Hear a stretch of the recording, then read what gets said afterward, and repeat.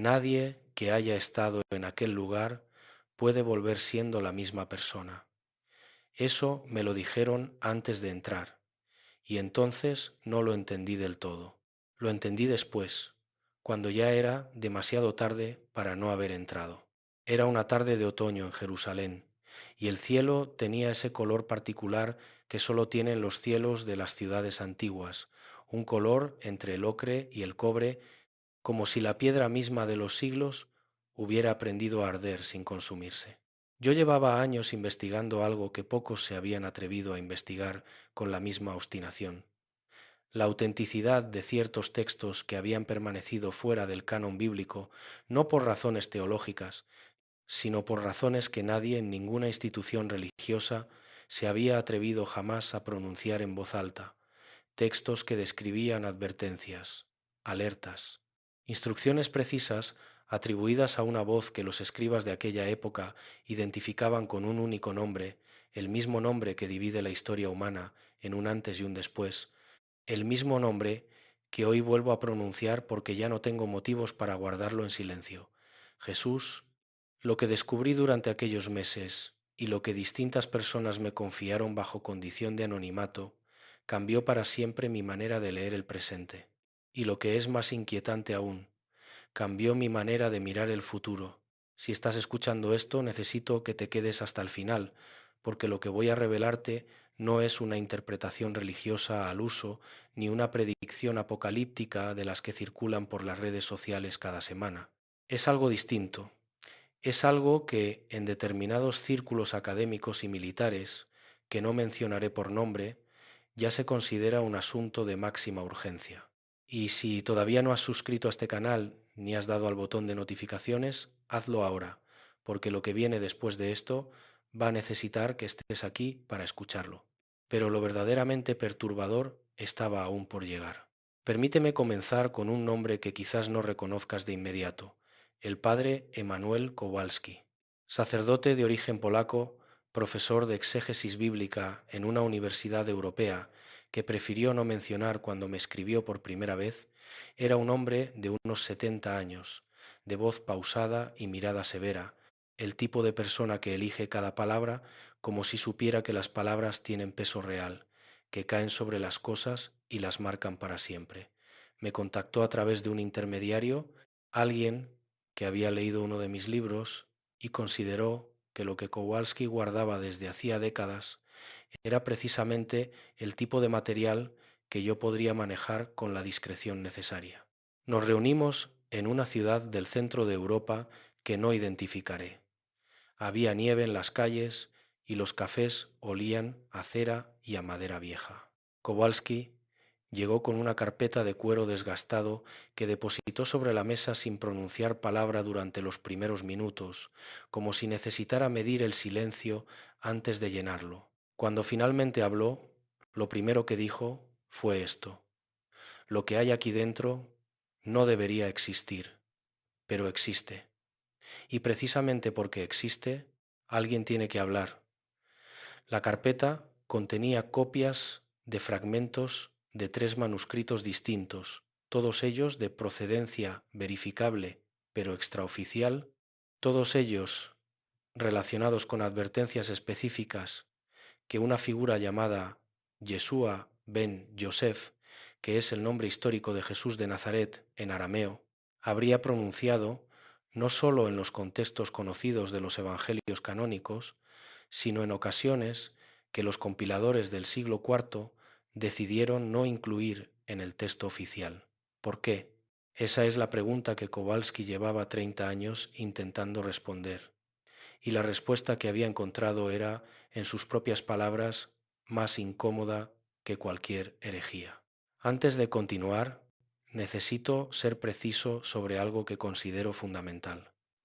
No estoy hablando de religión en el sentido institucional de la palabra.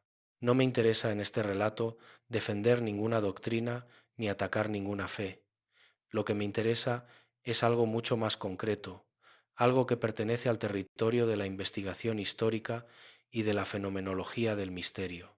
La posibilidad de que ciertos mensajes dirigidos a la humanidad hayan sido filtrados, recortados, editados o simplemente sepultados bajo capas de interés político y teológico, y que esos mensajes contengan algo que hoy, en este preciso momento de la historia, resulta extraordinariamente relevante.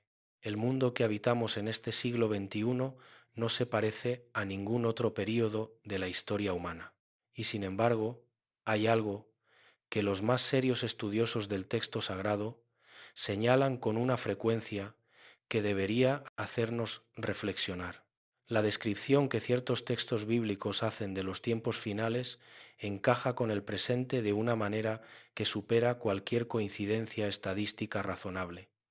Guerras y rumores de guerras. Naciones levantándose contra naciones. Señales en el cielo. Corazones endurecidos. Amor que se enfría. Engaño generalizado. Pestilencias.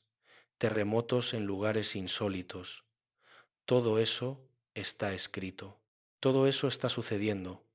La pregunta que nadie quiere hacerse en voz alta es esta. ¿Y si la advertencia era literal?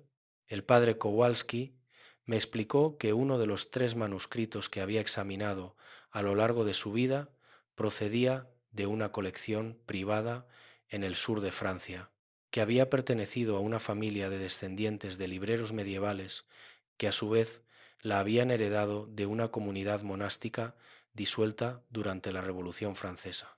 El texto, escrito en un griego tardío con inserciones en arameo, contenía lo que parecía ser un discurso completo de Jesús ante un grupo reducido de discípulos en el que se mencionaban con una especificidad que resultaba difícil de atribuir al azar ciertos eventos que debían ocurrir antes de lo que el texto llama en griego esate emera, que literalmente significa el último día, pero no el último día en el sentido abstracto y remoto que solemos asociar con esa expresión.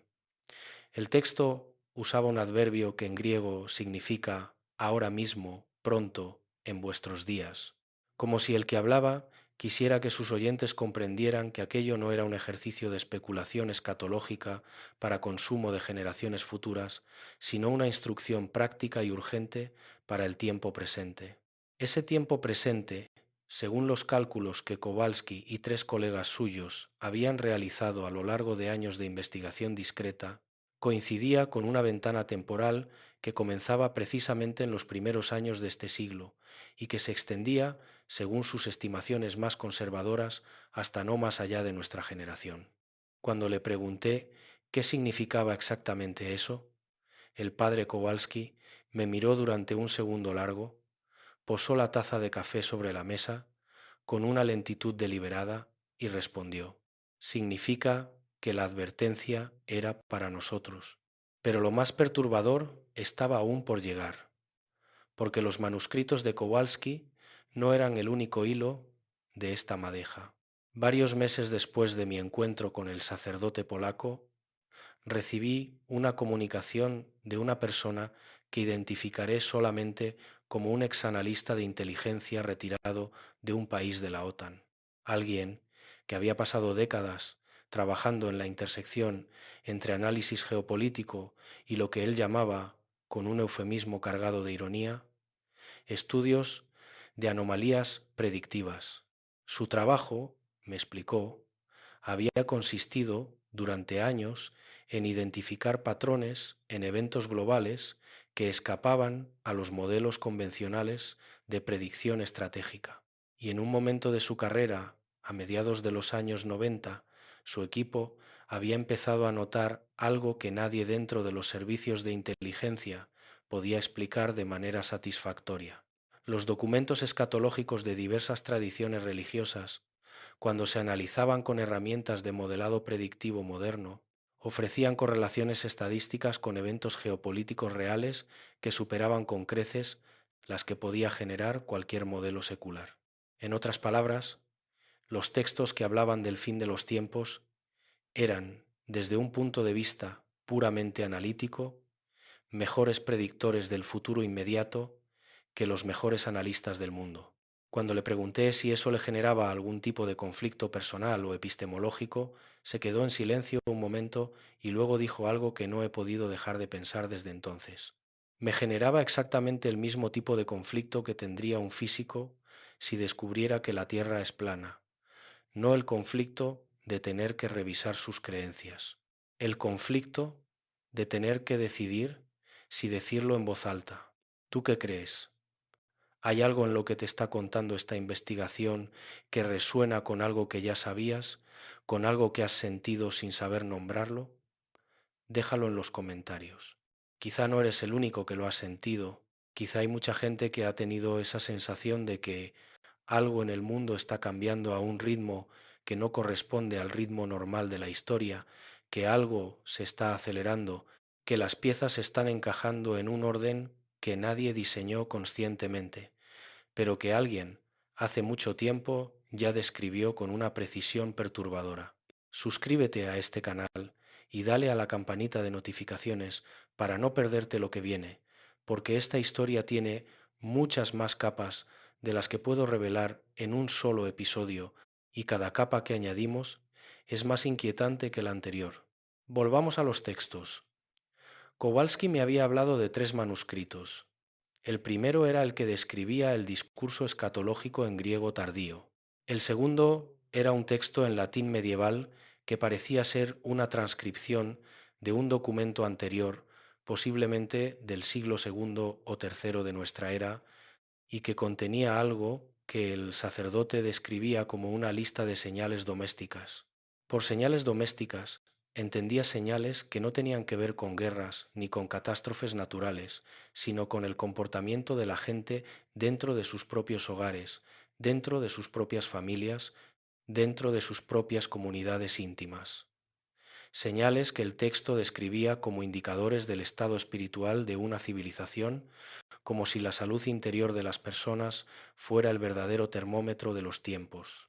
La lista incluía cosas como la disolución del vínculo entre generaciones, el desprecio de los ancianos por parte de los jóvenes, la incapacidad de los padres para transmitir valores a sus hijos, la proliferación de entretenimientos vacíos que anestesian la conciencia, la sustitución del amor real por simulacros del amor, y algo que el texto describía con una expresión que me resultó particularmente impactante cuando Kowalski la tradujo: el olvido de la casa interior,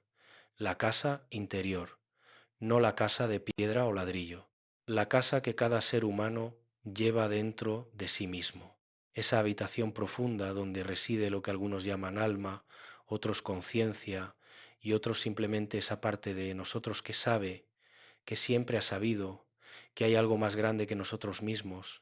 El texto advertía que cuando esa casa interior se vacía, cuando se abandona, cuando se llena de ruido en lugar de silencio, de imágenes en lugar de reflexión, de velocidad en lugar de quietud, entonces la civilización que la alberga entra en su fase final, no como castigo, sino como consecuencia natural, como cuando un árbol pierde las raíces y ya no puede sostenerse ante el primer viento fuerte. Hago una pausa aquí para compartir algo personal. Durante los años que llevo investigando estos temas, he tenido la oportunidad de hablar con personas de tradiciones muy distintas, con rabinos y sufíes, con monjes budistas y chamanes, con científicos que estudian fenómenos de conciencia y con militares retirados que guardaban secretos que nunca van a poder publicar. Y hay una cosa que todos ellos, sin excepción, han dicho de alguna manera, con palabras distintas pero con el mismo fondo: estamos en un momento bisagra. No en el sentido de que el mundo vaya a terminar mañana, sino en el sentido de que las decisiones que se tomen ahora, las posiciones que adoptemos ahora, el tipo de personas que decidamos ser ahora, van a tener consecuencias de una magnitud que no somos capaces de calcular desde nuestra perspectiva cotidiana. Es como estar en el ojo de un huracán sin saber todavía qué tan grande es el huracán. La calma aparente puede confundirse con la paz real.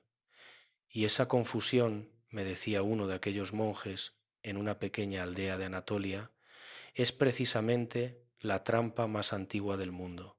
Déjame hablarte ahora del tercer manuscrito que el padre Kowalski llevaba en su carpeta de cuero.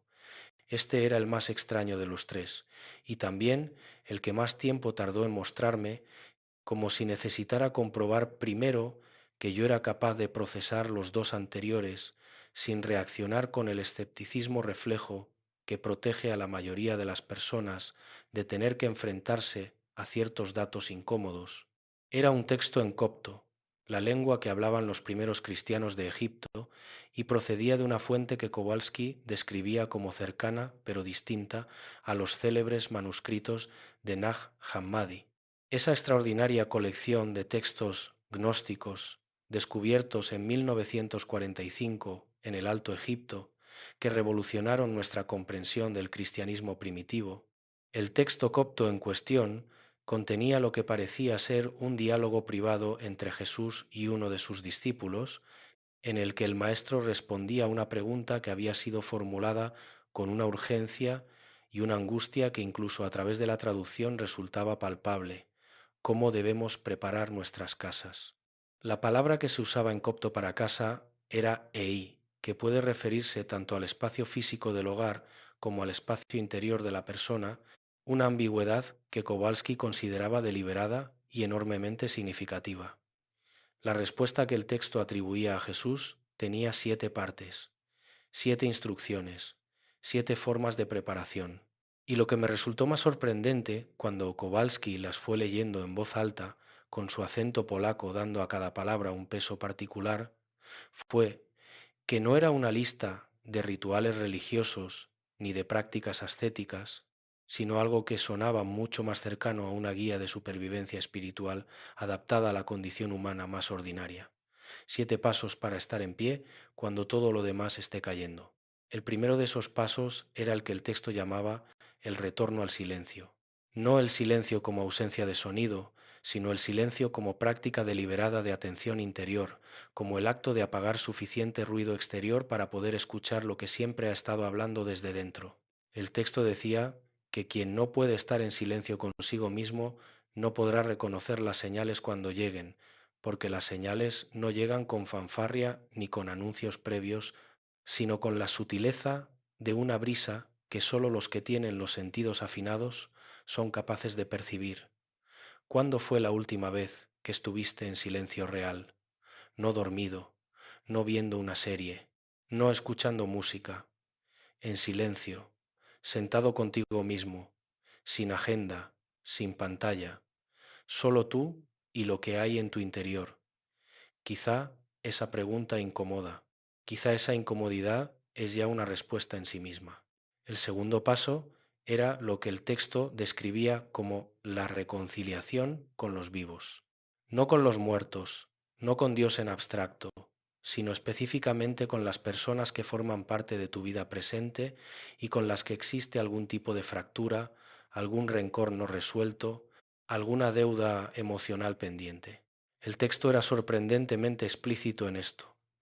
Decía que quien lleva heridas no sanadas en sus relaciones más cercanas lleva también un peso que en los tiempos difíciles se convierte en un lastre insostenible. Que el perdón no es una virtud espiritual para uso de santos, sino una herramienta de supervivencia práctica para el ser humano ordinario. Y que quien no puede perdonar no es libre, independientemente de lo que crea o deje de creer. Esto me recuerda algo que me dijo una vez una mujer mayor en un pueblo de Galicia, una mujer que había sobrevivido a la Guerra Civil Española siendo niña y que llevaba décadas cargando con una historia de pérdida y de violencia que habría destrozado a cualquiera. Le pregunté cuál era su secreto. Me miró con unos ojos que tenían más años que su cara y me dijo: solté el peso cuando entendí que cargar con él no me devolvía nada de lo que había perdido. Nunca supe si aquella mujer había leído textos copto o simplemente había aprendido la misma verdad por otro camino, pero era la misma verdad. El tercer paso del texto era el cuidado de los débiles en el círculo propio. No una llamada a la filantropía global ni a las grandes causas humanitarias, sino algo mucho más concreto y exigente: prestar atención a quien está vulnerable en tu entorno inmediato. El anciano de la familia que ya no puede valerse solo, el niño que está siendo criado sin suficiente presencia adulta real, el vecino que vive solo y al que nadie visita, el amigo que está atravesando algo que no sabe o no puede nombrar.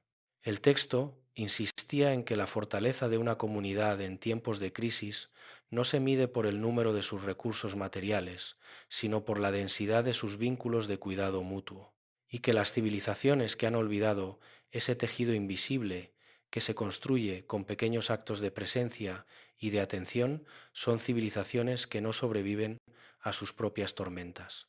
Me pregunto si no estamos viviendo precisamente eso, una época en la que tenemos más conexiones digitales que en ningún otro momento de la historia, y sin embargo más soledad real que nunca, más información y menos sabiduría, más contactos y menos contacto.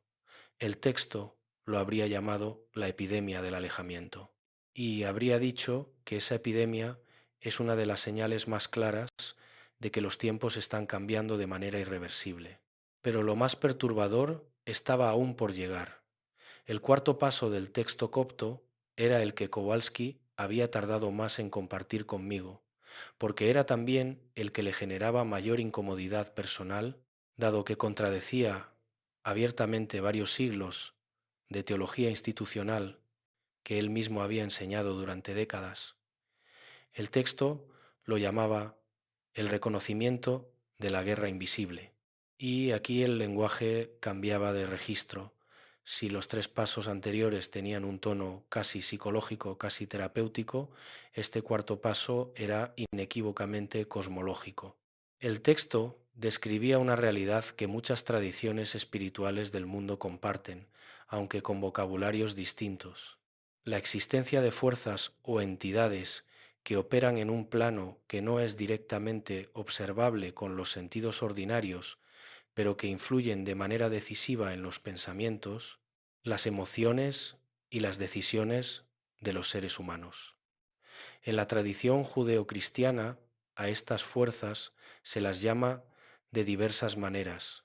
En el texto copto se usaba un término que podría traducirse aproximadamente como los que siembran confusión, y se les atribuía una estrategia muy específica: no actuar con violencia directa, sino con sutileza; no destruir, sino distorsionar; no negar la verdad, sino mezclarla con mentira, en una proporción tal que resulte imposible distinguir una de la otra. ¿Te suena esto a algo? ¿Te suena a la época que estamos viviendo, donde la desinformación se ha convertido en un arma de destrucción masiva silenciosa, donde ya no sabemos qué es real y qué es fabricado, donde la mentira se viste con la ropa de la verdad y la verdad suena a teoría de conspiración? El texto copto describía este estado de confusión generalizada como una de las características definitorias del período que precede al gran cambio, y ofrecía como antídoto una sola cosa: el cultivo de una relación personal y directa con lo que llamaba la fuente de la luz, sin intermediarios, sin filtros institucionales, sin delegarla en ninguna autoridad humana. Necesito que compartas este video con alguien que creas que necesita escuchar esto, no por mí, sino porque hay cosas que a veces llegan en el momento exacto en que las necesitamos, y quizá esta es una de esas veces para alguien que conoces. Y si tú mismo has tenido experiencias que tienen que ver con esto, con esa sensación de que hay algo más detrás de lo visible, con sueños que parecían advertencias, con coincidencias que eran demasiado exactas para ser azar, cuéntalo en los comentarios. Hay una razón por la que estás aquí escuchando esto y no en otro lugar. El quinto paso del texto era la preparación material sin apego material, una aparente contradicción que el texto resolvía con una distinción que me parece filosóficamente muy sofisticada para un documento de aquella antigüedad. Preparar la casa, en sentido literal, para tiempos de escasez, para interrupciones, para periodos de inestabilidad, era, según el texto, no un acto de miedo, sino un acto de responsabilidad y de prudencia. El texto usaba el ejemplo del pastor que refuerza el corral antes de que llegue la tormenta, no porque viva aterrorizado por las tormentas, sino porque ama a sus animales y entiende que el amor sin previsión es un sentimentalismo vacío. Pero inmediatamente después añadía la parte que me pareció más notable, que esa preparación material no debía convertirse en un ídolo, no debía ocupar el lugar que le corresponde al cuidado del espíritu, no debía transformar al que prepara en alguien tan obsesionado con sobrevivir que olvide por qué merece la pena sobrevivir. Prepararse para lo que viene, sin perder de vista para qué te preparas. Guardar provisiones sin guardar miedo. Fortalecer el cuerpo sin debilitar el alma. Es una ecuación delicada, lo sé. Y creo que la mayoría de nosotros, cuando pensamos en el futuro con cierta incertidumbre, tendemos a caer en uno de los dos extremos. O la negación total, el no pasa nada, todo va bien, no hay que preocuparse. O el pánico paralizante que convierte la preparación en una obsesión que devora la vida. El texto proponía un camino intermedio que sonaba más sencillo de lo que es en la práctica: actuar con serenidad, con inteligencia y con fe simultáneas. El exanalista de inteligencia que mencioné antes me dijo algo sobre este punto que no puedo reproducir exactamente sin comprometer ciertos detalles que prefiero no mencionar, pero cuya esencia era la siguiente: que en sus años de análisis estratégico, la diferencia entre las comunidades que sobrevivían a las crisis y las que no residía principalmente en sus recursos materiales, sino en algo que él describía como cohesión narrativa, es decir, la capacidad de ese grupo de personas de compartir una historia sobre quiénes son, de dónde vienen y a dónde van, que fuera lo suficientemente robusta para no desintegrarse bajo la presión de los eventos adversos. Las comunidades que tenían esa cohesión, que tenían ese relato compartido que daba sentido a lo que estaban viviendo, podían sobrevivir con menos recursos materiales que comunidades ricas pero fragmentadas, atomizadas, sin un norte común. Me resultó profundamente significativo que este exanalista, que era un hombre de datos y de modelos predictivos, estuviera describiendo con lenguaje laico exactamente lo que el texto copto describía con lenguaje espiritual.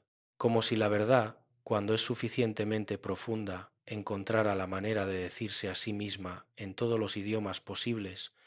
El sexto paso del texto era el aprendizaje de la escucha profunda. Y aquí el texto se ponía particularmente exigente, porque la escucha profunda que describía no era sólo la escucha de otras personas, sino la escucha de todo, de los eventos del mundo, de los patrones que emergen en la historia, de los sueños, de las intuiciones, de las señales que se presentan en los detalles aparentemente irrelevantes de la vida cotidiana. El texto insistía en que vivimos en un universo que habla constantemente, que el silencio cósmico es una ilusión de los sentidos embotados, y que quien aprende a escuchar con atención plena descubre que existe una inteligencia que impregna todo lo que existe y que ocasionalmente se comunica de maneras que no caben en las categorías racionales ordinarias. Esto me recuerda algo que me ocurrió a mí mismo hace algunos años durante una de mis investigaciones sobre encuentros con seres de otra naturaleza.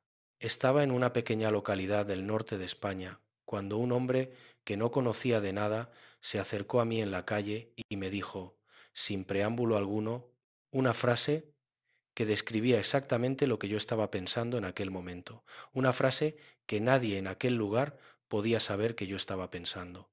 Cuando me giré para preguntarle de dónde venía, no había nadie. La calle estaba vacía. Nunca supe qué fue aquello, nunca pude demostrarlo ni refutarlo, pero tampoco pude ignorarlo. Y desde entonces me he preguntado muchas veces si hay momentos en que el universo decide dejar de esperar a que estemos listos para escuchar y simplemente habla directamente, sin filtros, con la urgencia de quien sabe que el tiempo se acaba. Y si tú también has tenido algo así, una coincidencia demasiado exacta, un sueño que resultó ser una advertencia, una voz interior que te dijo algo que luego resultó ser cierto, no lo descartes, no lo archivas en la carpeta de lo inexplicable y lo olvidas. Quizá sea exactamente la escucha profunda de la que habla el texto. Quizá el universo te está hablando y la pregunta es si estás dispuesto a escuchar. El séptimo y último paso del texto copto era, según el padre Kowalski, el más difícil de explicar y también el más difícil de vivir. Lo llamaba la rendición al amor. No en el sentido sentimental y dulcificado que esa frase tiene en el lenguaje contemporáneo, sino en un sentido mucho más exigente y mucho más radical. El texto describía el amor, usando un término copto que tiene resonancias con el griego ágape y con el hebreo ájaba, como la única fuerza capaz de sostener al ser humano cuando todo lo demás falla. No porque sea una emoción agradable, sino porque es la naturaleza misma de la realidad, el tejido del que está hecho el universo en su nivel más fundamental. Y rendirse a él, decía el texto, no significa volverse pasivo ni resignado, sino todo lo contrario. Significa actuar con la confianza de quien sabe que está alineado con la fuerza más poderosa que existe, con quien sabe que puede perder todo lo accesorio sin perder lo esencial. El que ama no teme, decía el texto, en una formulación que aparece también en la primera carta de Juan en el canon bíblico, lo cual a Kowalski le parecía una de las muchas señales de que ambos documentos bebían de una fuente común, una fuente más antigua y más vasta que cualquiera de las tradiciones religiosas que luego la canalizaron en direcciones distintas. Quiero detenerme aquí para hablar de algo que considero fundamental para entender todo lo que estamos examinando. Existe una tentación, cuando nos adentramos en territorios como este, de caer en uno de dos extremos igualmente problemáticos. El primero es el catastrofismo sin fundamento, la fascinación mórbida por el apocalipsis, la adicción al miedo que disfraza de lucidez, lo que en realidad es una forma de parálisis emocional. He conocido a personas que llevan décadas anunciando el fin del mundo inminente, que han construido búnkers y acumulado reservas y cortado lazos con todo el que no comparte su visión, y lo que he visto en esas personas no era paz, no era preparación, era una forma de violencia interior disfrazada de previsión. El segundo extremo es igualmente peligroso, la negación sistemática, el todo eso son cuentos para asustar a la gente, el escepticismo que no distingue entre el pensamiento crítico y el blindaje emocional contra verdades incómodas. Ambos extremos comparten una característica: impiden que el ser humano enfrente la realidad con la serenidad y la claridad que la realidad requiere. Lo que los textos que estamos examinando proponían, lo que el padre Kowalski interpretaba como el mensaje central de todo este material, era algo diferente, una actitud que podríamos llamar vigilia lúcida, estar despierto sin estar alarmado, estar preparado sin estar aterrorizado, ver con claridad sin quedar paralizado por lo que se ve. Hay un detalle que no he mencionado todavía y que quizá sea el más perturbador de todo lo que Kowalski me reveló en aquella reunión.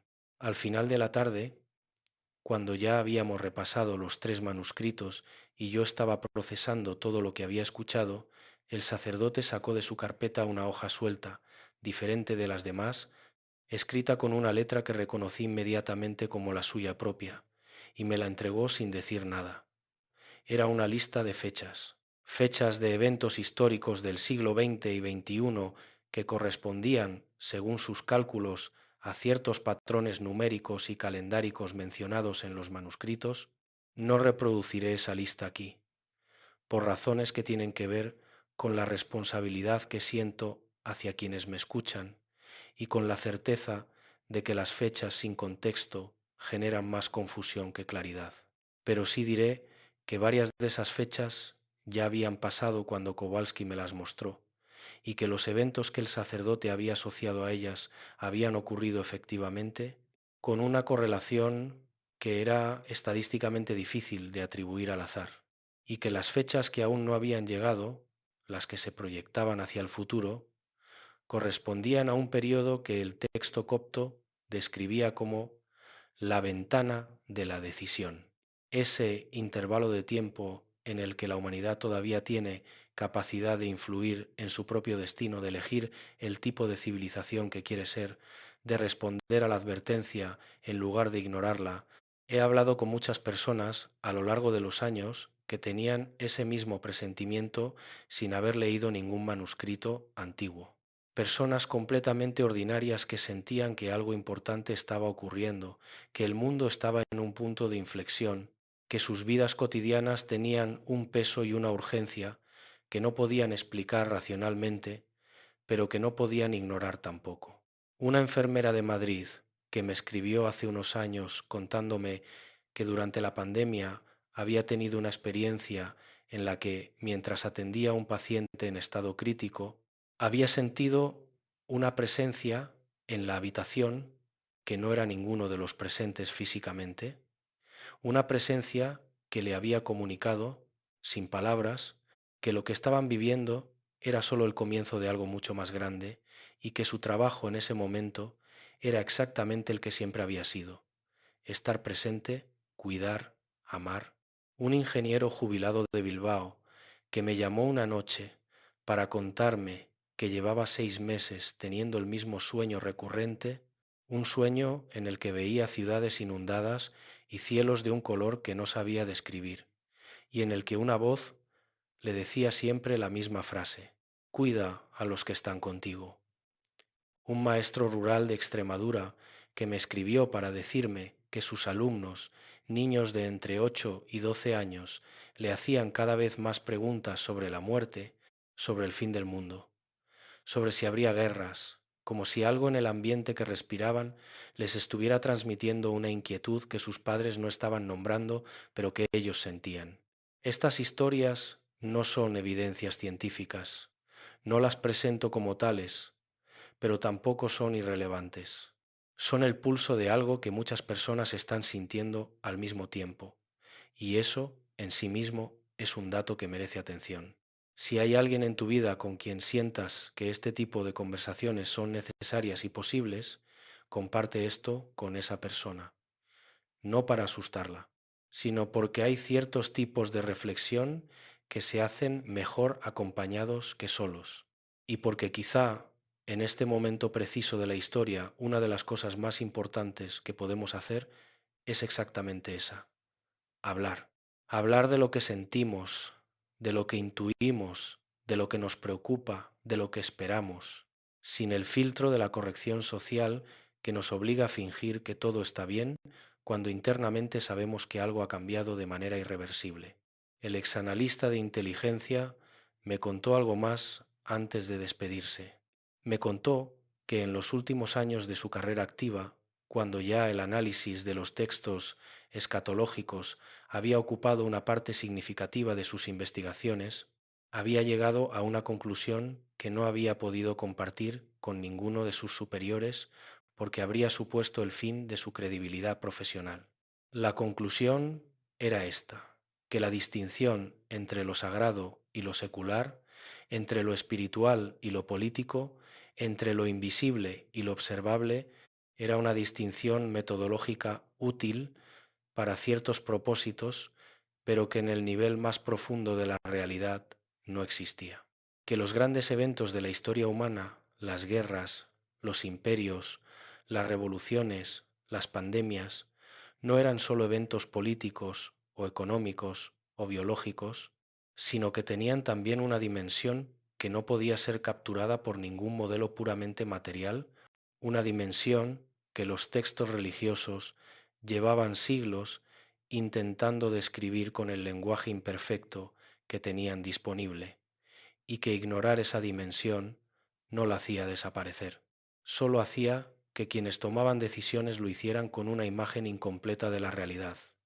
Le pregunté si creía que eso iba a cambiar. Me miró con una expresión que era difícil de descifrar y dijo: creo que va a cambiar cuando ya no haya alternativa, que es exactamente lo que dicen los textos que va a pasar. Quiero hablar ahora de algo que está directamente relacionado con el título de este vídeo, con esa frase que quizá algunos han escuchado como una exageración o como un recurso dramático: Jesús me alertó, prepara tu casa para el apocalipsis.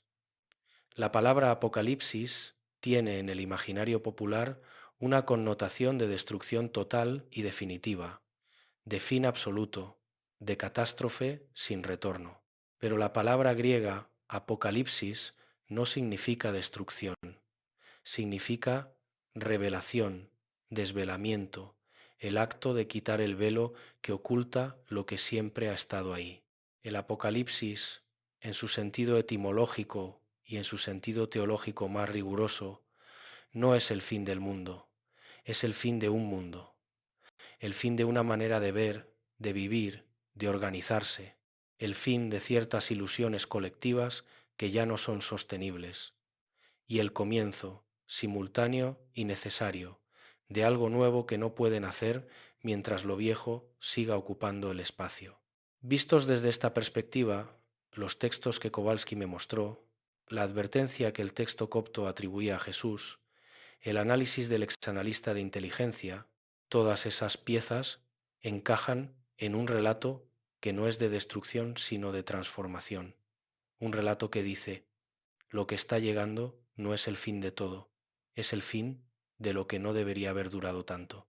Y la preparación que se nos pide no es construir un búnker ni acumular provisiones en un sótano, sino volvernos más humanos, más atentos, más conectados con lo esencial, más capaces de sostener al otro, más honestos con nosotros mismos, más disponibles para ese silencio interior donde reside lo que algunos llaman Dios y otros llaman conciencia, y otros simplemente llaman lo real. Pero no sería honesto si no reconociera que hay también una dimensión literal en todo esto, una dimensión que tiene que ver con eventos concretos, con transformaciones geopolíticas, con cambios climáticos, con crisis económicas, con tensiones sociales, que están alcanzando niveles que muchos analistas consideran insostenibles a largo plazo. El padre Kowalski era muy claro en este punto. La preparación espiritual y la preparación práctica no se excluyen mutuamente. Los textos que él había estudiado no decían que había que desentenderse del mundo material, porque todo iba a desaparecer de todas formas. Decían exactamente lo contrario, que era necesario ser inteligente, prudente, previsor, cuidadoso de los recursos, atento a las señales del entorno, porque el amor genuino hacia uno mismo y hacia los propios seres queridos se expresa también en la capacidad de anticiparse a las dificultades y de reducir la vulnerabilidad propia y la de los que dependen de uno. Hay una diferencia entre el miedo y la prudencia. El miedo actúa desde la escasez, desde la certeza de que no habrá suficiente, desde la desconfianza en el futuro y en el otro. La prudencia actúa desde el cuidado, desde la responsabilidad, desde el amor que quiere proteger lo que ama. Los textos pedían prudencia, no miedo. Recuerdo que en uno de los fragmentos del manuscrito en latín medieval, Kowalski me leyó una frase que me persiguió durante semanas. La frase decía, en una traducción aproximada: no temas al día que viene, prepara el corazón para recibirlo. Una instrucción que parece sencilla hasta que intentas aplicarla en la vida real, hasta que intentas mirar lo que está viniendo sin ansiedad, sin negación, con la serenidad de quien sabe que está preparado y con la humildad de quien sabe que nunca puede estar completamente preparado para todo. Como si la perfección de la preparación no fuera el objetivo, sino el acto mismo de prepararse, el acto de tomarse en serio tanto el presente como el futuro, el acto de decir: importa, lo que hago hoy importa, cómo trato a las personas que están cerca de mí importa, qué tipo de ser humano decido ser en este momento de la historia importa, de una manera que quizá no podemos calcular ni comprender del todo desde nuestra perspectiva limitada, pero que es real. Estoy llegando al final de este relato, aunque en realidad no hay final para una investigación de este tipo. Hay capas y capas que siguen revelándose con el tiempo, conexiones que emergen cuando menos las esperas, piezas que encajan en lugares que no habías anticipado. Lo que puedo decirte, con toda la honestidad que me es posible, es esto: los materiales que he examinado, las personas con las que he hablado, las coincidencias que he observado a lo largo de años de investigación, me han dejado con una convicción que no es religiosa en el sentido institucional, pero que sí es profundamente espiritual. La convicción de que estamos en un momento en que la calidad de nuestra atención interior, la calidad de nuestras relaciones, la calidad de nuestra conexión con lo que es verdadero y esencial, tiene una importancia que supera todo lo demás, no porque el mundo material no importe, sino porque el mundo material está hecho de lo que los seres humanos son capaces de crear juntos, y eso depende de lo que los seres humanos son por dentro. El cambio exterior siempre viene después del cambio interior, siempre. El padre Kowalski me dijo, cuando nos despedimos en aquella ciudad cubierta de nieve, algo que he pensado muchas veces desde entonces. Me dijo, la advertencia no es un castigo anunciado, es una invitación a despertar antes de que despertar se vuelva inevitable por la fuerza de las circunstancias. Porque hay dos maneras de despertar: la suave, la que se produce cuando uno decide abrir los ojos por propia voluntad, cuando uno decide revisarse, examinarse, soltar lo que ya no sirve y abrirse a lo nuevo; y la brutal, la que producen los eventos cuando no hemos prestado atención a las señales más suaves. Los textos que hemos examinado hoy hablaban de ambas posibilidades y presentaban la primera como la que siempre estará disponible mientras haya tiempo, mientras haya... ¿Y si tomáramos en serio esa invitación? ¿Y si, en lugar de guardarla en la carpeta de lo interesante pero no urgente, la aplicáramos esta semana, hoy mismo, a algo concreto en nuestra vida? No tiene que ser algo grande. Puede ser el silencio de 10 minutos por la mañana antes de que el día comience. Puede ser la llamada que llevamos meses postergando a alguien con quien hay algo por resolver. Puede ser la mirada honesta a los recursos de la casa y la decisión tranquila de estar un poco más preparados para lo incierto. Puede ser la conversación con los hijos sobre lo que importa de verdad, sobre quiénes somos, sobre qué creemos, sobre qué nos sostiene cuando todo lo demás tiembla. Puede ser el gesto de cuidar a alguien vulnerable en tu entorno que nadie más está cuidando. Puede ser simplemente el acto de parar y preguntarte qué estado tiene mi casa interior. ¿Hay orden en ella o hay abandono? ¿Hay luz o hay oscuridad? ¿Hay algo que necesita ser reparado antes de que llegue el primer viento fuerte? Somos polvo de estrellas, sí. Somos materia cósmica organizada por una inteligencia que todavía no podemos comprender del todo, pero somos también algo que ninguna ecuación física describe. Somos conciencia que se pregunta por sí misma, somos presencia que sabe que existe, somos amor que puede elegir amarse y amar al otro. Y esa es, quizá, la revelación más importante de todos los manuscritos del mundo, que lo más extraordinario del ser humano no está en sus logros tecnológicos ni en sus conquistas históricas, sino en esa capacidad de detenerse, de mirar hacia adentro, de elegir ser mejor, de amar cuando podría no hacerlo. Esa capacidad es el mayor misterio y también la mayor esperanza. Durante los próximos días te propongo algo. Observa todo a tu alrededor como si fuese la primera vez, como si hubieras llegado de otro lugar y todo esto, tus seres queridos, tu casa, tu ciudad, el cielo que ves cada mañana, fueran un regalo que podría no haber existido. Y pregúntate qué harías diferente si supieras que el tiempo que tenemos es más valioso y más corto de lo que solemos creer, no como ejercicio de ansiedad, como ejercicio de gratitud, como ejercicio de presencia, como el primer paso de una preparación que empieza por dentro y que, si es genuina, se expande hacia afuera de una manera que cambia todo lo que toca. Si este vídeo ha resonado contigo, si hay algo en lo que hemos explorado hoy que despierta algo en tu interior, suscríbete a este canal y dale al like, no para alimentar un algoritmo, sino como señal de que quieres que este tipo de exploración continúe, que valoras la búsqueda honesta sobre el territorio que la mayoría prefiere evitar. Compártelo con alguien que creas que lo necesita, alguien que esté buscando sentido, alguien que esté en una encrucijada, alguien que sientas que está listo para este tipo de conversación, y déjame en los comentarios tu propia experiencia, lo que has sentido mientras escuchabas esto, las preguntas que te ha generado, las coincidencias que te ha recordado, las señales que tú mismo has recibido y que quizá nunca has podido compartir con nadie porque no sabías si alguien lo entendería. Aquí hay comunidad, aquí hay gente que entiende, aquí nadie juzga, solo exploramos juntos.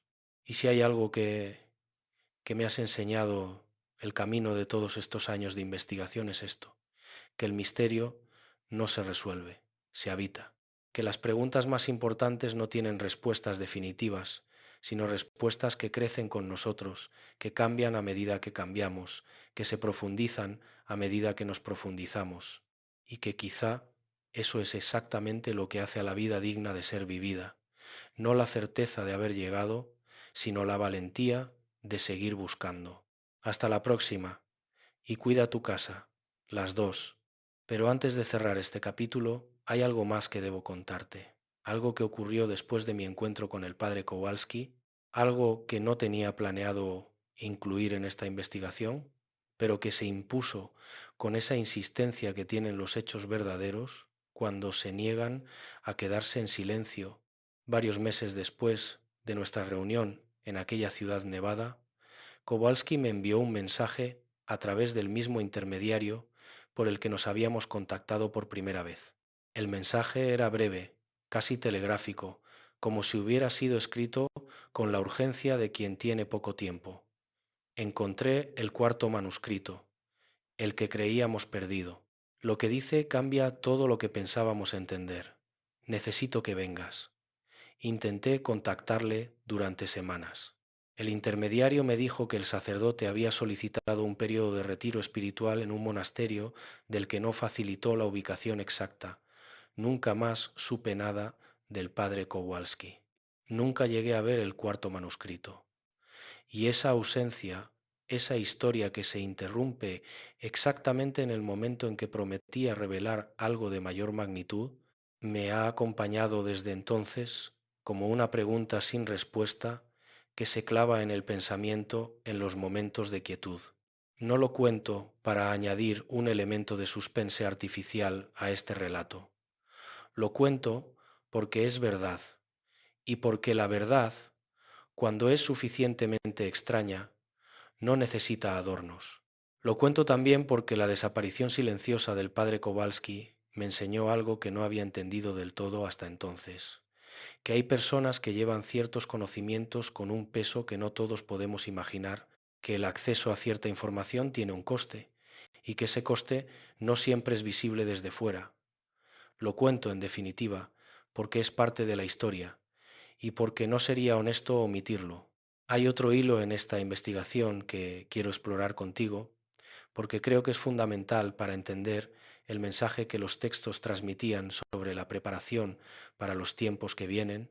Se trata del concepto de comunidad, no de la comunidad entendida como un grupo de personas que comparten un espacio geográfico o una plataforma digital, sino de la comunidad en su sentido más antiguo y más robusto. Un grupo de personas que comparten un compromiso mutuo, que se conocen de verdad, que saben las vulnerabilidades del otro y eligen quedarse de todas formas, que construyen juntos algo que ninguno podría construir solo. Los textos que hemos examinado hoy eran extraordinariamente insistentes en este punto. No en el sentido de que el individuo no importa, no en el sentido de que la transformación personal sea secundaria, sino en el sentido de que la transformación personal que no se convierte en transformación comunitaria es incompleta, que el que despierta solo y se queda solo en su despertar ha completado solo la mitad del camino. Existe en el texto copto una imagen que Kowalski leyó en voz alta y que se me quedó grabada con esa precisión que tienen ciertas palabras cuando llegan en el momento adecuado.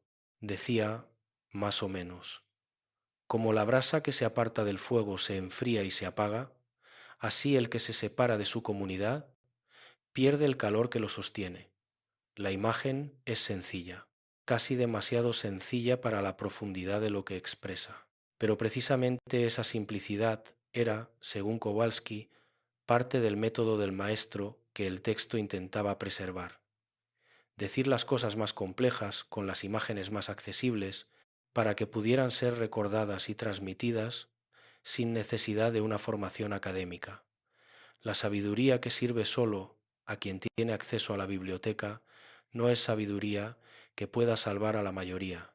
En este punto de mi exposición necesito hacer una digresión que puede parecer técnica, pero que tiene implicaciones muy prácticas. Una de las cosas que más me ha impresionado a lo largo de años de investigación en este campo es la coherencia transversal de los mensajes que emergen de tradiciones completamente distintas cuando uno se toma el tiempo de compararlas sin los prejuicios que impone la pertenencia a cualquiera de ellas. Los textos judíos del Segundo Templo hablan de Teshuvá, que es ese proceso de retorno y transformación que los traductores occidentales suelen simplificar como arrepentimiento, pero que en su sentido original tiene una riqueza que esa traducción no captura. Un retorno al propio ser esencial, una reconexión con el origen, una reorientación del rumbo vital desde el centro en lugar de desde la periferia. Los textos islámicos hablan de tauba, que tiene una raíz semántica cercana y que describe un proceso similar de vuelta hacia la fuente. Los textos budistas hablan de la práctica de la atención plena como la manera de salir del trance en que vivimos la mayoría del tiempo, ese estado de semisueño en que hacemos las cosas sin estar presentes en ellas, en que respondemos a los estímulos sin elegir realmente nuestras respuestas, en que vivimos la vida de otros en lugar de la propia. Y los textos gnósticos y judeocristianos más antiguos, incluidos los que Kowalski me mostró, hablan de un despertar que es simultáneamente individual y colectivo, que comienza en la persona y se expande hacia el mundo, que empieza con la pregunta más íntima y termina con la transformación más pública. Lo que me parece más significativo de esta convergencia es que ninguna de estas tradiciones la planeó con las otras. Son caminos que partieron de lugares distintos, atravesaron geografías y épocas distintas, fueron preservados por personas y comunidades que en muchos casos no se conocían ni se leían mutuamente, y sin embargo apuntan en la misma dirección, como ríos que naceran en montañas distintas y desembocaran en el mismo mar. La pregunta que eso genera es inevitable. ¿Por qué? ¿Por qué convergen? ¿Están describiendo independientemente la misma realidad? ¿O hay una fuente común de la que todas beben? Una fuente que precede a cualquiera de las tradiciones históricas que conocemos, una revelación original que fue recibida en momentos distintos por personas distintas y luego filtrada a través de los colores particulares de cada cultura. No tengo respuesta definitiva para esa pregunta, pero sí tengo la certeza de que merece ser tomada en serio, de que el hecho de que tantos caminos independientes apunten en la misma dirección es, como mínimo, un dato que requiere explicación, y de que la explicación más económica, la que requiere menos suposiciones, es también la más inquietante, que hay algo real a lo que todos señalan. El exanalista de inteligencia mencionó en nuestra conversación algo que había leído en un informe clasificado que nunca debería haber llegado a sus manos. Un informe que describía las conclusiones de un grupo de trabajo interdisciplinar compuesto por teólogos, historiadores, lingüistas y analistas de seguridad que habían sido convocados en los años 90 por una agencia gubernamental que prefirió no identificar para estudiar con la máxima seriedad científica posible la pregunta de si los textos escatológicos de las principales tradiciones religiosas del mundo contenían información predictiva utilizable para el análisis estratégico.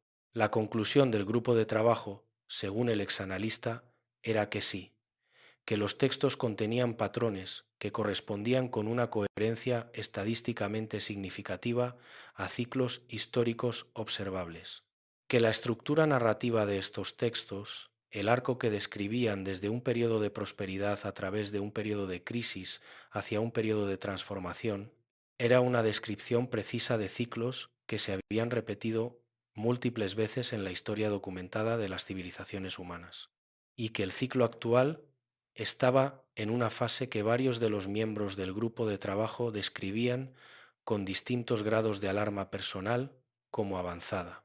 Cuando le pregunté al exanalista qué había ocurrido con ese grupo de trabajo y sus conclusiones, se quedó en silencio unos segundos y luego dijo: el informe fue clasificado, el grupo fue disuelto. A los miembros se les pidió discreción, algunos la mantuvieron, otros no pudieron. ¿Ves el patrón? Hay una línea que conecta todos los hilos de esta investigación. La información existe, las señales están ahí, los textos son verificables, los análisis son serios. Pero algo, en cada caso, interrumpe la transmisión. El padre Kowalski desaparece antes de mostrarme el cuarto manuscrito. El informe del grupo de trabajo es clasificado. El exanalista habla en voz baja y en un lugar que eligió cuidadosamente para que nadie pudiera escucharnos. Esa línea de interrupciones, esa cadena de silencios impuestos, no prueba nada por sí misma, pero sugiere algo. Sugiere que hay quienes tienen acceso a esta información y prefieren que no se extienda. No necesariamente por maldad, quizá por miedo, quizá por la convicción paternalista y, en mi opinión, equivocada, de que la gente ordinaria no puede manejar ciertas verdades, o quizá por algo más pragmático, porque esa información, si se extendiera, cambiaría las prioridades de millones de personas de una manera que afectaría a ciertos sistemas de poder que dependen de que esas prioridades permanezcan exactamente donde están, pero aquí estamos, hablando, y eso tiene su propio significado.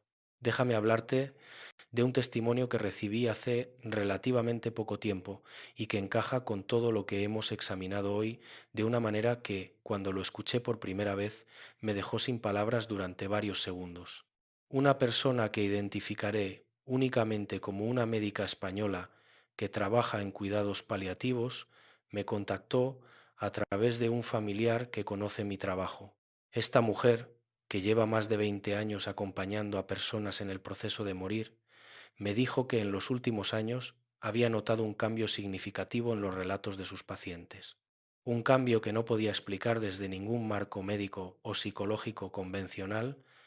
Me dijo que un número creciente de sus pacientes, personas que no se conocían entre sí, que procedían de tradiciones religiosas distintas o de ninguna tradición religiosa en absoluto, que tenían edades y orígenes y historias de vida completamente diferentes, estaban describiendo en sus últimas horas y días de vida visiones y experiencias que contenían, con una regularidad que ella misma describía como estadísticamente inexplicable, referencias a una urgencia, no a la paz, que es la dimensión que más habitualmente se asocia con las experiencias cercanas a la muerte, sino a una urgencia, una sensación que los pacientes intentaban transmitir a los familiares presentes de que había algo importante que debía hacerse, que había un mensaje que debía llegar a los vivos, que el tiempo tenía un valor que desde la perspectiva de quien está muriendo resultaba mucho más claro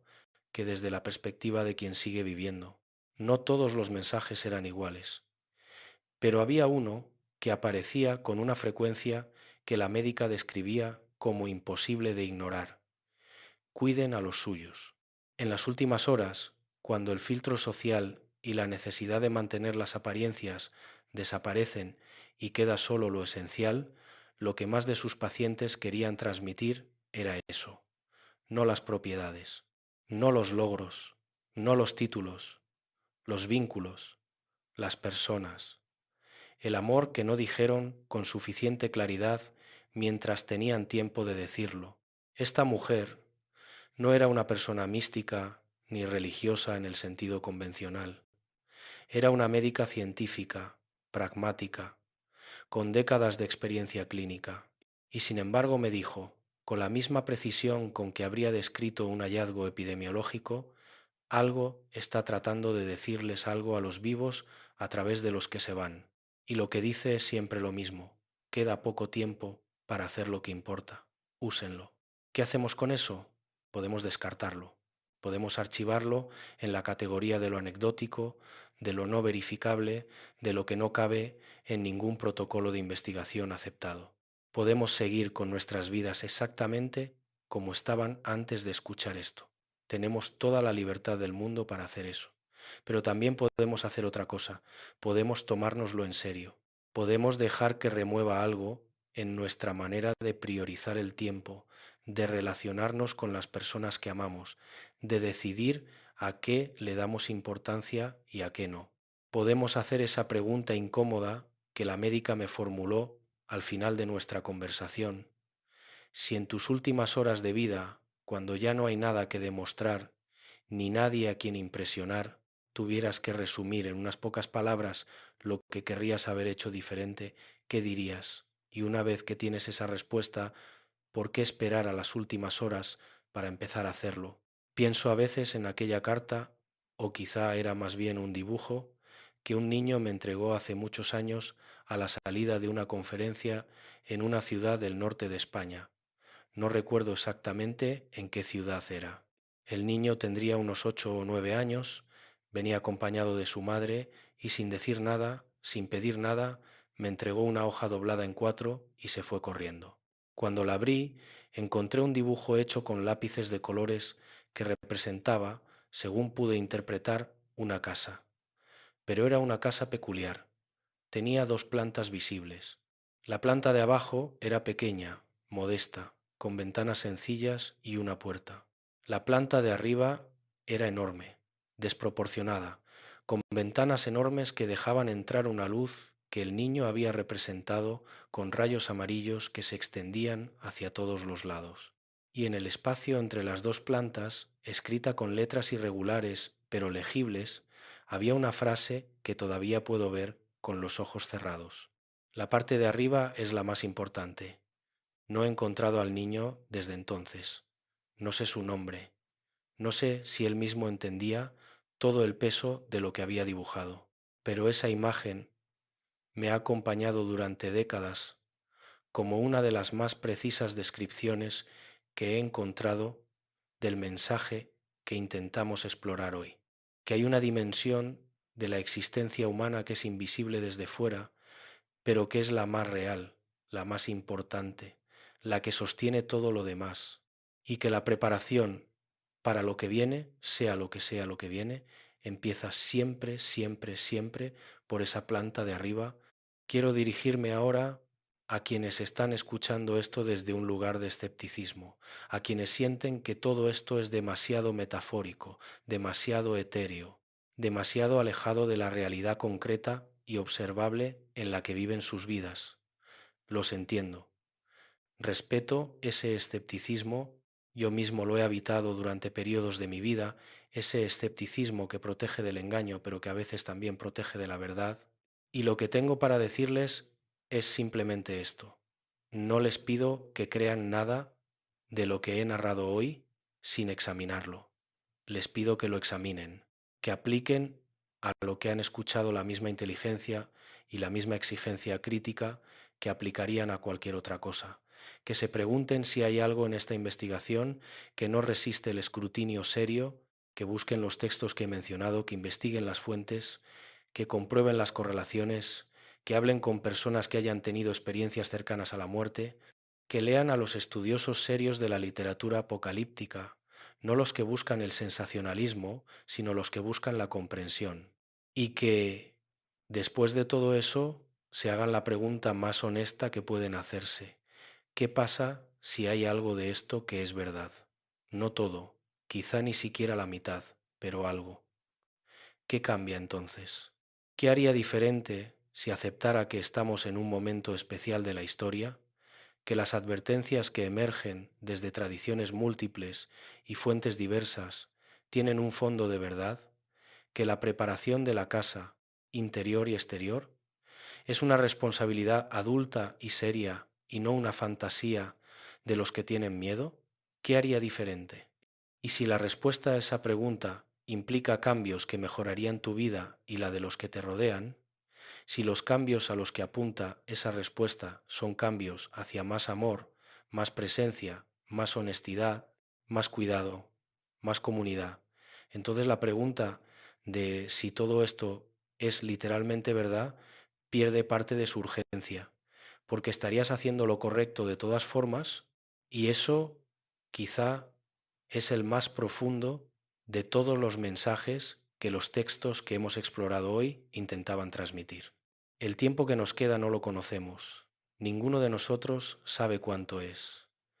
Pero lo que sí sabemos, lo que todos sabemos, aunque prefiramos no pensar en ello demasiado seguido, es que no es infinito, que hay un límite, que ese límite es real aunque no sea visible, y que ante esa realidad, ante esa certeza que la vida cotidiana nos enseña a ignorar, porque si la miráramos de frente todo el tiempo sería demasiado para funcionar, hay básicamente dos actitudes posibles.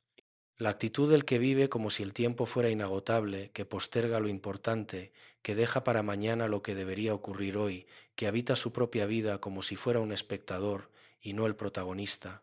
Y la actitud del que vive con la conciencia del tiempo como un bien precioso, que elige cómo gastarlo, que no lo desperdicia en lo que no importa, que sabe que cada día es una oportunidad que no volverá y que la trata como tal. Los textos que hemos examinado hoy pedían la segunda actitud, pedían que viviéramos despiertos, que no esperáramos a la crisis para empezar a ser quienes queremos ser, que comenzáramos ahora, en este momento, con lo que tenemos, con quienes están a nuestro lado. Así que te dejo con una invitación final. Esta noche, antes de dormirte, o mañana por la mañana, cuando todavía el día no haya arrancado con su ritmo habitual, hazle a tu vida una pregunta honesta, no la pregunta de si estás feliz, que es importante, pero que puede responderse de muchas maneras. La pregunta más específica que emergen de todo lo que hemos explorado hoy. ¿Está preparada mi casa? Y no hablo de la casa de ladrillos, hablo de la casa que eres tú. ¿Hay en ella silencio suficiente para escuchar? ¿Hay en ella vínculos que te sostendrían si todo lo demás fallara? ¿Hay en ella una historia sobre quién eres? ¿Y por qué importa que sea lo suficientemente robusta para aguantar las tormentas? ¿Hay en ella amor suficiente para dar y para recibir? ¿Hay en ella honestidad para mirarte en el espejo sin apartar los ojos? Si la respuesta a alguna de esas preguntas es no, o todavía no, o no sé, eso no es motivo de angustia, es motivo de acción. La advertencia que los textos conservaron, la que el padre Kowalski llevaba en su carpeta de cuero desgastado, la que el exanalista de inteligencia guardaba detrás de décadas de silencio, la que la médica de cuidados paliativos escucha en las últimas palabras de sus pacientes, no es una condena, es una oportunidad. La oportunidad de hacer ahora lo que importa. La oportunidad de ser ahora la persona que siempre supiste que querías ser. La oportunidad de construir ahora la casa que resistirá lo que venga. No la dejes pasar. Suscríbete a este canal si quieres seguir explorando conmigo territorios que la mayoría de los medios convencionales no se atreven a transitar. Dale al like si algo de lo que has escuchado hoy ha encendido algo en ti que merece seguir encendido. Comparte este video con alguien que creas que está listo para esta conversación, alguien que intuyas que lleva tiempo buscando palabras para algo que ya sentía pero no podía nombrar. Y cuéntame en los comentarios, ¿qué señal has recibido tú? ¿Qué advertencia, qué sueño, qué coincidencia, qué momento de claridad inesperada te ha dicho que es tiempo de prestar más atención a lo que importa? Este espacio es tuyo también. Y quizá la historia que tú puedes contar sea exactamente la que alguien más necesita escuchar hoy. Somos viajeros en un universo que es mucho más vasto y más inteligente de lo que nuestros sentidos ordinarios pueden percibir. Somos algo que aún nadie ha logrado explicar del todo. Y eso, lejos de ser una razón para el miedo, es la razón más profunda para la maravilla, para el cuidado, para el amor, para la esperanza que no se rinde, para seguir buscando, para seguir preguntando, para seguir despiertos. Nos vemos en el próximo capítulo. Y cuida tu casa. Las dos. Siempre las dos. Pero espera. Hay algo que no puedo dejar sin decir. algo que he estado rodeando durante todo este relato y que ahora, en este espacio que se abre antes del final verdadero, necesito abordar directamente. Es una pregunta que me han hecho muchas veces, con distintas palabras pero con el mismo fondo. ¿Por qué ahora? ¿Por qué en este preciso momento histórico estas advertencias, estos textos, estas convergencias tienen una urgencia que no tenían hace 50 años o hace 100 o hace 500?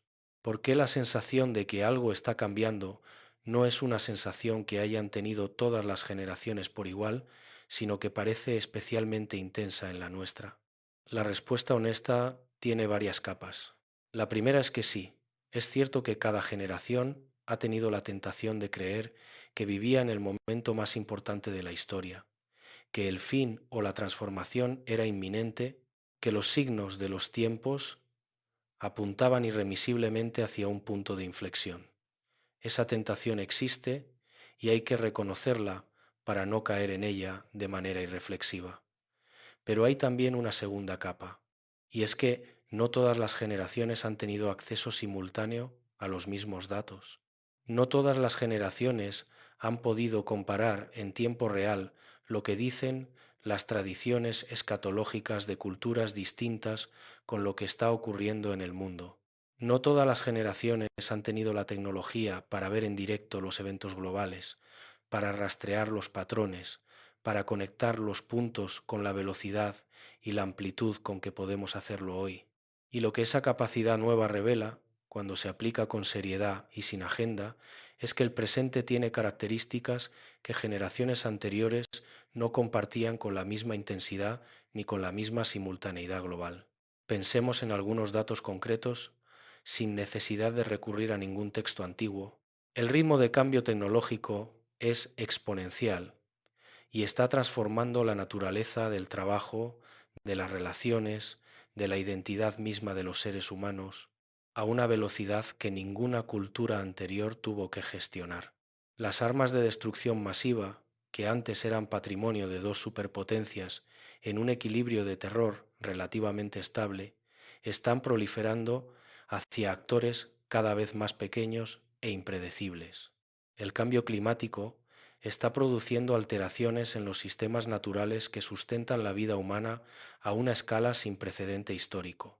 La crisis de confianza en las instituciones, desde los gobiernos hasta las iglesias, pasando por los medios de comunicación y la ciencia misma, está dejando a millones de personas sin los marcos de referencia colectivos que antes proporcionaban sentido y orientación. La soledad, como señalé antes, ha alcanzado dimensiones de epidemia reconocida incluso por organismos de salud pública. Y la velocidad de la vida moderna ha llegado a un punto en que la reflexión, el silencio, la contemplación, el tipo de atención interior que los textos que hemos examinado hoy señalaban como condición necesaria para el despertar, son luxes que cada vez menos personas se permiten o se saben permitir. Nada de eso es apocalíptico en el sentido destructivo. Todo eso es simplemente la descripción de un mundo que ha llegado a una encrucijada real, a un punto en que las decisiones que se tomen ahora, individual y colectivamente, van a tener consecuencias de un alcance que no podemos calcular del todo, y que en ese contexto los mensajes que emergen de los textos que hemos examinado hoy no suenan como reliquias de una teología antigua, sino como instrucciones de una pertinencia extraordinaria para exactamente este momento. Silencio, reconciliación, cuidado del vulnerable, reconocimiento de la guerra invisible, preparación material sin apego, escucha profunda, rendición al amor, 7 pasos, 7 formas de estar en pie cuando todo lo demás está cayendo.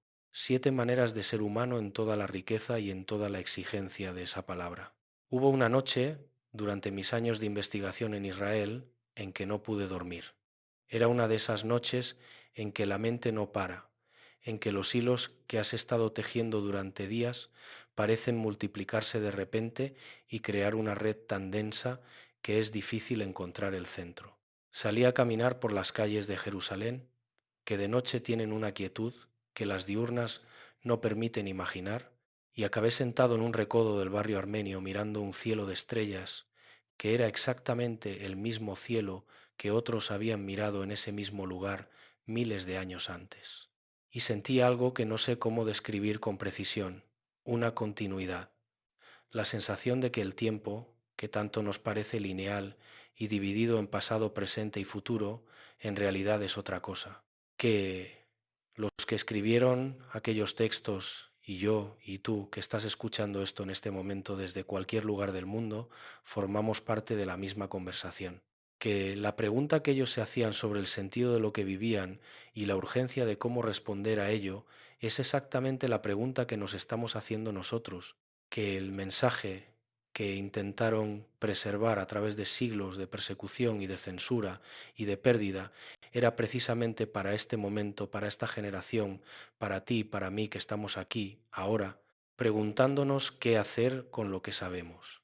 No sé si eso es fe, no sé si es intuición, no sé si es la proyección de una mente que lleva demasiado tiempo inmersa en ciertos textos, pero sé que fue real y sé que desde aquella noche en Jerusalén no he podido leer ningún texto escatológico sin escuchar en él algo que va más allá del registro arqueológico o teológico, algo que suena como una voz que sigue hablando a través del tiempo porque todavía tiene algo que decir. Hay una última cosa, una última imagen que quiero dejarte como cierre en uno de los fragmentos del manuscrito griego tardío que el padre Kowalski me mostró. Había una descripción que no pertenecía al discurso escatológico principal, sino que parecía ser una anotación marginal añadida por una mano posterior, un comentarista anónimo que había leído el texto y había querido añadir algo de su propia cosecha. La anotación decía, en una traducción lo más fiel posible: el que prepara su casa para la tormenta no teme a la tormenta. El que teme a la tormenta es el que no ha preparado nada. Y el que no ha preparado nada es el que no ha creído que la tormenta vendría. Pero la tormenta siempre viene y siempre pasa. Y después de ella, el aire es más claro que antes. Esa imagen del aire más claro después de la tormenta es quizá la síntesis más hermosa de lo que todos estos textos intentaban transmitir. No el miedo al fin, sino la esperanza de lo que viene después del fin de lo que tiene que acabar. No la destrucción como destino, sino la renovación como posibilidad. No la desesperación ante lo que está cayendo, sino la preparación interior para estar en pie cuando el polvo se asiente y el aire nuevo llene los pulmones y sea posible, de una vez y para siempre, empezar de verdad. Preparemos la casa, interior y exterior, con serenidad, con inteligencia, con amor, con la certeza de que no estamos solos en esta preparación y con la esperanza que ningún texto antiguo ni ningún análisis moderno ha podido apagar definitivamente, de que lo que viene después de lo que está pasando es algo que vale la pena. Hasta la próxima.